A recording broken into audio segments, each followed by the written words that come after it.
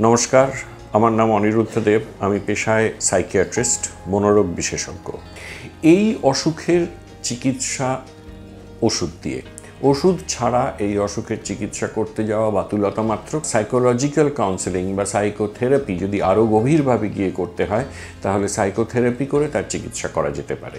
মন খারাপের অন্য নাম ডিপ্রেশন নয়। ডিপ্রেশন একটা অসুখ, মন খারাপ একটা পরিস্থিতি। বাইপোলার ডিসঅর্ডারের দু রকমের প্রকাশ ভঙ্গিমা থাকতে পারে।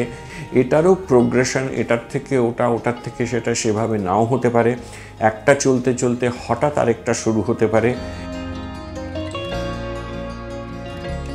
প্রথমত আমাদের যেটা বিচার করতে হবে সেটা হচ্ছে সম্পর্কের সন্দেহ প্রবণতা কি নির্দিষ্ট কোনো কারণে না অকারণে।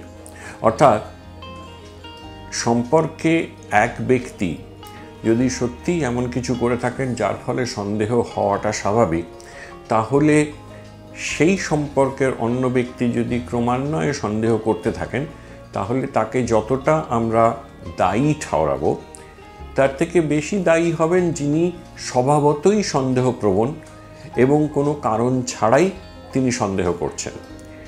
এমন অসুখ আছে যেটাকে আমরা ডিলিউশনাল ডিসঅর্ডার বলি। ডিলিউশন কথাটার মানে হচ্ছে ভ্রান্ত বিশ্বাস, যে বিশ্বাস প্রমাণের সামনেও অটুট থাকে। ডিলিউশনাল ডিসঅর্ডারের মধ্যে অনেক ধরনের ডিলিউশনাল ডিসঅর্ডার হয়। তার মধ্যে একটা প্রধান রকম হচ্ছে ডিলিউশন অফ ইনফিডেলিটি, অর্থাৎ সম্পর্কের ফাইডিলিটি নিয়ে সন্দেহ প্রবণতা। তুমি আমার প্রতি একনিষ্ঠ নও, তোমার অন্য কারোর সঙ্গে সম্পর্ক রয়েছে। এই যে কথাগুলো, এগুলো যারা বিশ্বাস করেন সেই অসুস্থতার ফলে, তাঁরা হাজার প্রমাণ দেওয়া সত্ত্বেও তাঁরা বিশ্বাস করতে থাকেন যে তাঁর পার্টনার বা পার্টনাররা, এই ধরনের অসুখ অনেক সময়ই দেখা যায় যে একটি সম্পর্ক থেকে বেরিয়ে এসে অন্য সম্পর্ক সৃষ্টি করে ঠিক একই রকমভাবে চলতে থাকে। অর্থাৎ তার পার্টনার বা পার্টনাররা সকলেই তাকে একই রকমভাবে ঠকাচ্ছেন।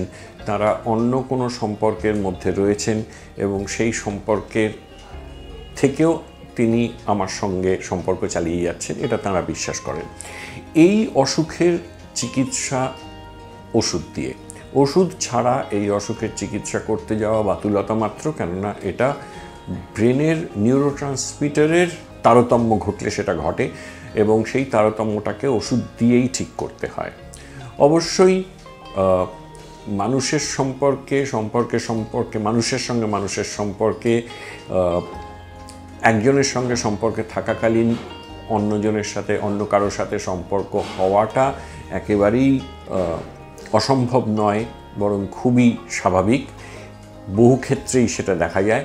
সুতরাং সেই ধরনের সম্পর্ক যদি হয় এবং তার ফলে যদি সন্দেহ প্রবণতা শুরু হয়, তাহলে যেটা রেকমেন্ড করা হয়, যেটা বলা হয় যে তখন কাউন্সেলিং ধরনের চিকিৎসা, সাইকোলজিক্যাল কাউন্সেলিং বা সাইকোথেরাপি যদি আরও গভীরভাবে গিয়ে করতে হয়, তাহলে সাইকোথেরাপি করে তার চিকিৎসা করা যেতে পারে। মন খারাপ এবং বিকারগ্রস্ততা কিন্তু আলাদা অসুখ। একটা থেকে আরেকটা হয় না, যদিও একাধিক অসুখ একই লোকের মধ্যে থাকতে পারে। অর্থাৎ আজকে আমার কোনো একটা কারণে মন খারাপ হলো এবং তার থেকে মন খারাপ বাড়তে বাড়তে হোক বা অন্য পথে গিয়ে হোক আমি বিকারগ্রস্ত হয়ে যাব, এটা স্বাভাবিক অসুখের প্রোগ্রেশন নয়। অনেক রকমের মানসিক অসুখ থাকে, অবসাদ বা ডিপ্রেশন তার মধ্যে একটা। মন খারাপের অন্য নাম ডিপ্রেশন নয়।